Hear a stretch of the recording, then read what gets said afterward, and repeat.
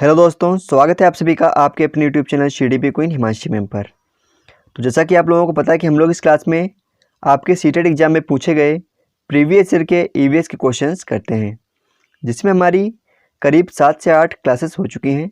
अगर आप लोगों ने उन क्लास को नहीं देखा है तो प्लेलिस्ट में जाकर उनको देख सकते हैं।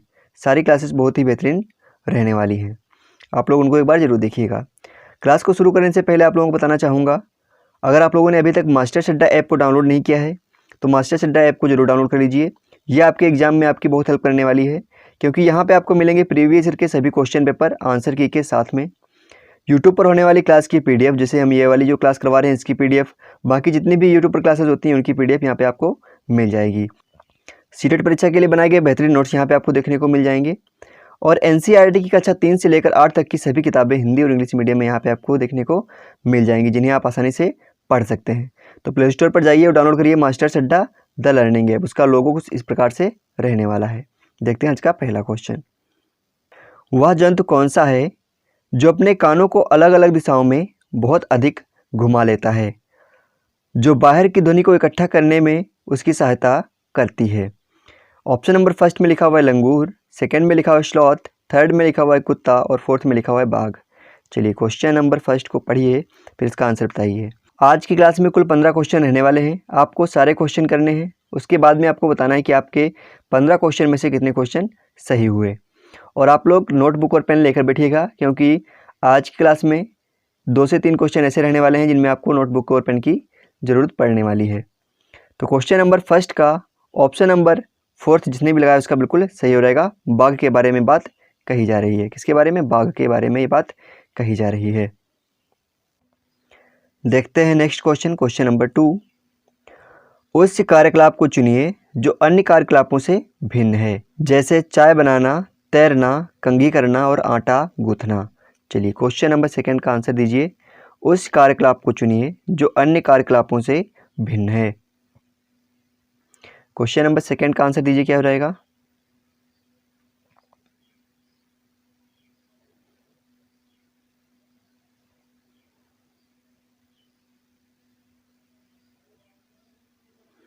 क्वेश्चन नंबर सेकंड का आंसर नंबर थर्ड बिल्कुल सही है, कंघी करना। नेक्स्ट क्वेश्चन है हमारा क्वेश्चन नंबर थर्ड। इसमें आपको मैच करना है कॉलम फर्स्ट को सेकंड के साथ में। लिखा हुआ है कॉलम फर्स्ट और सेकंड के मदों का मिलान कीजिए। आपको बता दूं कि ये एक जो क्वेश्चन था, इस क्वेश्चन का आंसर CTT वालों ने गलत दिया था, इसीलिए इसका एक नंबर सभी को दिया गया था। तो ये वाला नंबर एक सभी को कॉमन मिला था। देखते हैं नेक्स्ट क्वेश्चन अपना, क्वेश्चन नंबर 4। 3 खाद्य पदार्थों का ऐसा कौन सा समूह है जिसके प्रत्येक सदस्य में लोह तत्व प्रचुर मात्रा में होता है? ऑप्शन नंबर फर्स्ट में लिखा हुआ है पालक, गुड़, आंवला, सेकंड में लिखा हुआ है पालक, आंवला, टमाटर, थर्ड में लिखा हुआ है गुड़, बंद गोभी और आंवला, और फोर्थ में लिखा हुआ है पालक, प्याज और टमाटर। चलिए क्वेश्चन नंबर फोर्थ का आंसर दीजिए। 3 खाद्य पदार्थों का ऐसा कौन सा समूह है जिसके प्रत्येक सदस्य में लौह तत्व की मात्रा ज़्यादा देखने को मिलती है? क्वेश्चन नंबर फोर्थ का आंसर दीजिए। बहुत ही सिंपल सा क्वेश्चन था। इसका आंसर नंबर फर्स्ट बिल्कुल सही हो जाएगा, पालक, गुड़ और आंवला। जिसने भी इसका फर्स्ट लगाया उसका बिल्कुल सही है। नेक्स्ट क्वेश्चन है क्वेश्चन नंबर 5। हमारे देश के राष्ट्रपति द्वारा 5वीं की पुस्तक में दिए गए पाठ का शीर्षक है। चलिए बहुत ही बेहतरीन क्वेश्चन है। अगर आप लोगों ने NCERT पढ़ रखी है तो आप लोग इसको तुरंत कर देंगे। NCERT अगर आप लोगों ने पढ़ रखी है तो इसको आप तुरंत कर देंगे। क्या हो जाएगा इसका आंसर? इसका आंसर हो जाएगा आंसर नंबर 3, उसी से ठंडा और उसी से गर्म। नेक्स्ट क्वेश्चन है हमारा क्वेश्चन नंबर 6। एक कार 1512 किलोमीटर की दूरी को 28 घंटे में तय करती है। इस कार की औसत चाल क्या है? चलिए अपनी नोटबुक और पेन निकाल लीजिए और इसको सॉल्व करके बताइए कि इसका आंसर क्या निकल कर आ जाएगा। एक कार जो है वह 1512 किलोमीटर की दूरी को 28 घंटे में तय करती है, तो इस कार की औसत चाल क्या हो जाएगी? क्वेश्चन नंबर 6 का आंसर दीजिए सभी लोग, जल्दी से निकालिए इसका आंसर। तो क्वेश्चन नंबर 6 का ऑप्शन नंबर 2 जिसका भी सही हुआ है उसका बिल्कुल सही है। नेक्स्ट क्वेश्चन है हमारा क्वेश्चन नंबर 7। हमारे देश के एक राज्य में परीक्षण करने से यह पाया गया कि वहाँ के ग्रामीण क्षेत्रों के अधिकांश मकान मजबूत बांस के खंभों पर बने हैं। इनके लकड़ी के फर्श ज़मीन से लगभग 3 से 3.5 मीटर की ऊंचाई पर बने हैं। मकानों की दीवारें भी लकड़ी की बनी हैं। यहाँ भारी वर्षा होने के कारण मकानों की छतें जो हैं वह सामान्यतः ढालू हैं। यहाँ पर हो जाएगा ढालू हैं। यह कौन सा राज्य हो सकता है? ऑप्शन नंबर फर्स्ट में है बिहार, सेकंड में है असम, थर्ड में है गुजरात और फोर्थ में है उत्तराखंड। चलिए क्वेश्चन नंबर 7 का आंसर दीजिए। बहुत ही बेहतरीन क्वेश्चन। ये सारे क्वेश्चन जो आपके देख रहे हो ये आपके एनसीईआरटी से लिए गए हैं क्वेश्चन। क्वेश्चन नंबर 7 का आंसर नंबर सेकंड बिल्कुल सही रहेगा। असम के बारे में बात कही जा रही है। जितने पॉइंट इसमें दिए गए हैं ये असम के बारे में दिए गए हैं, ये आप लोगों को पता होना चाहिए। नेक्स्ट क्वेश्चन है हमारा क्वेश्चन नंबर 8। निम्नलिखित में से 3 राज्यों के उस समूह को चुनिए जिनके समुद्र तट बंगाल की खाड़ी पर हैं। बहुत ही बेहतरीन क्वेश्चन। ये आपका क्वेश्चन मैप से लिया गया है और आपके ईवीएस वाले पोर्शन में मैप से 1-2 क्वेश्चन देखने को मिलते हैं। तो चलिए क्वेश्चन नंबर 8 का आंसर दीजिए। अगर आप लोगों ने मैप देख रखा है या फिर मैप को पढ़ रखा है अच्छी तरीके से तो आप लोग इसको चुटकियों में सॉल्व कर देंगे। क्या हो जाएगा इसका आंसर? इसका आंसर हो जाएगा आंध्र प्रदेश, तमिलनाडु और उड़ीसा। ऑप्शन नंबर सेकंड इसका बिल्कुल सही है। नेक्स्ट क्वेश्चन है हमारा क्वेश्चन नंबर 9। झारखंड में ग्राम सभा पंचायत लॉटरी द्वारा खेती के लिए भूमि का आवंटन करती है। इस भूमि आवंटन में एक विशेष मात्रक यूनिट जिसे टिन कहते हैं का उपयोग किया जाता है। इस मात्रक का अर्थ क्या है? चलिए क्वेश्चन नंबर 9 का आंसर दीजिए। झारखंड की जो ग्राम सभा है उसमें लॉटरी द्वारा जब खेती दी जाती है उसमें भूमि का आवंटन एक मात्रक या यूनिट द्वारा किया जाता है जिसको टिन कहते हैं। यह जो टिन है इसका अर्थ क्या होता है ये आप लोगों को बताना है। क्वेश्चन नंबर 9 का आंसर दीजिए जल्दी से।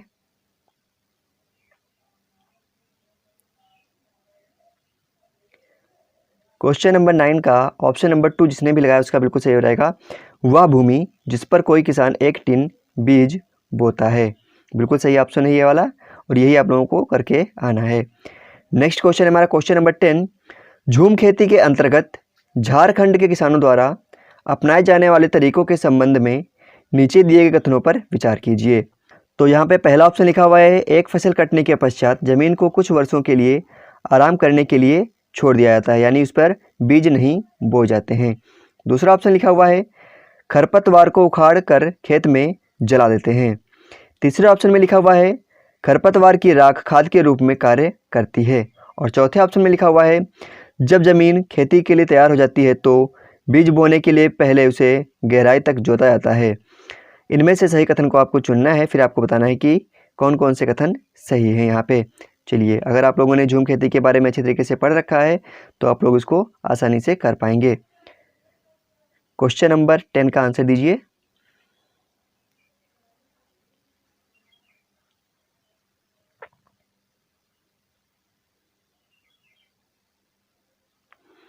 तो क्वेश्चन नंबर 10 का ऑप्शन नंबर 3 जिसने भी लगाया उसका बिल्कुल सही हो जाएगा। अगर आप लोगों ने झूम खेती के बारे में पढ़ रखा है तो आपको पता होना चाहिए कि ज़मीन को गहराई से जोता नहीं जाता है, हल्के से ज़मीन को हिला दिया जाता है, ज़मीन की मिट्टी को हिला दिया जाता है, फिर उसमें बीज को बो दिया जाता है। और जो खरपतवार बांस आदि उगाते हैं उन्हें उखाड़ा नहीं जाता है, उसी में जला दिया जाता है, बिना उखाड़े उसी में जला दिया जाता है। तो इसका ए और सी वाला सही है और बी और डी वाला गलत, इसीलिए इसका ऑप्शन नंबर 3 बिल्कुल सही हो गया। नेक्स्ट क्वेश्चन है हमारा क्वेश्चन नंबर 11। हमारे देश में आदिवासी हजारों वर्षों से कांसे या ब्रॉन्ज की बनी बहुत सी वस्तुओं जैसे बर्तन, मूर्ति आदि का उपयोग करते रहे हैं। आज भी हम अपने घरों में कांसे का उपयोग करते हैं। निम्नलिखित में से कांसे के बारे में सर्वश्रेष्ठ कथन को चुनिए। ऑप्शन नंबर फर्स्ट में लिखा हुआ है आयरन और सिल्वर आदि की भांति कांसा भी एक तत्व है। ऑप्शन नंबर सेकंड में लिखा हुआ है कांसा एल्युमिनियम, कॉपर तथा जिंक का मिश्रण है। ऑप्शन नंबर थर्ड में लिखा हुआ है कांसा कॉपर और टिन का मिश्रण है। और ऑप्शन नंबर 4 में लिखा हुआ है कांसा तांबा और टिन का मिश्रण है। चलिए क्वेश्चन नंबर 11 का आंसर दीजिए। बहुत ही बेहतरीन सा क्वेश्चन था। क्या हो जाएगा?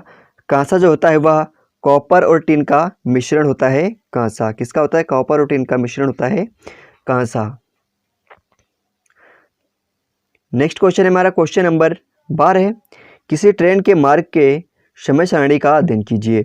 अब यहाँ पर आपके सामने एक समय सारणी दी गई है, आई होप आप लोगों को सही से दिख रही होगी।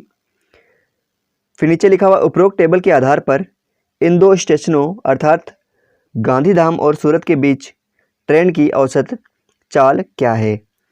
आप लोगों को अगर सही से नहीं दिख रही है तो आप लोग इधर ये जो समय सारणी दी गई इसको आप इंग्लिश वाला देख सकते हैं। इंग्लिश वाले में सही से विजुअल हो रही है यहाँ पे आपके सामने। अगर नहीं दिख रही है तो मैं इसको हिंदी वाला भी जूम कर सकता हूँ आपके सामने। 1 मिनट, मैं समय सारणी को एक बार आपको दिखा देता हूँ। ये रही आपकी समय सारणी, ये आपका पूरा क्वेश्चन है। चलिए जल्दी से इसको सॉल्व करिए, फिर बताइए इसका आंसर क्या निकल कर आ जाएगा। बहुत ही बेहतरीन क्वेश्चन।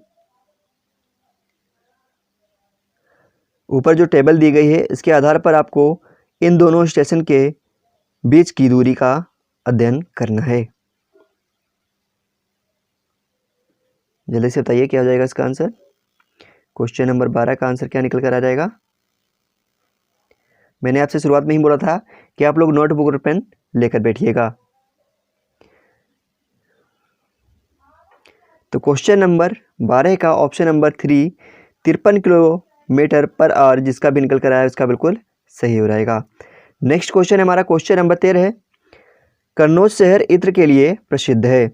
यह शहर भारत के एक राज्य का जिला है जिसका नाम क्या है। चलिए बताइए।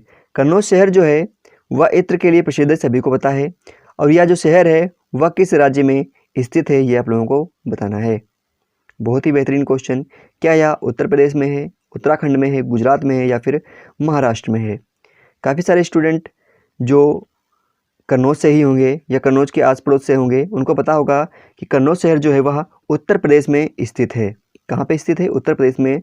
उत्तर प्रदेश में स्थित है कन्नौज शहर या फिर कन्नौज जिला, जो कि इत्र के लिए बहुत ज़्यादा प्रसिद्ध है। नेक्स्ट क्वेश्चन है हमारा क्वेश्चन नंबर 14। नीचे दी गई सारणी में नई दिल्ली में पेट्रोल और डीजल के मूल्यों का अध्ययन कीजिए। अब यहाँ पे आपके सामने पेट्रोल और डीजल के मूल्य लिखे गए हैं। एक वर्ष में डीजल और पेट्रोल के मूल्यों में वृद्धि की दर क्रमशः क्या होगी ये आप लोगों को बताना है। अगर आप लोगों को सही से विजुअल नहीं हो रहा है यहाँ पे तो मैं एक बार आपके सामने इसको जूम कर देता हूँ थोड़ा सा जितना हो सकता है। आई होप आप लोगों को अब सही से दिख रहा होगा। चलिए जल्दी से अपनी नोटबुक और पेन पर इसको सॉल्व करिए, फिर बताइए इसका आंसर निकल कर क्या रहेगा।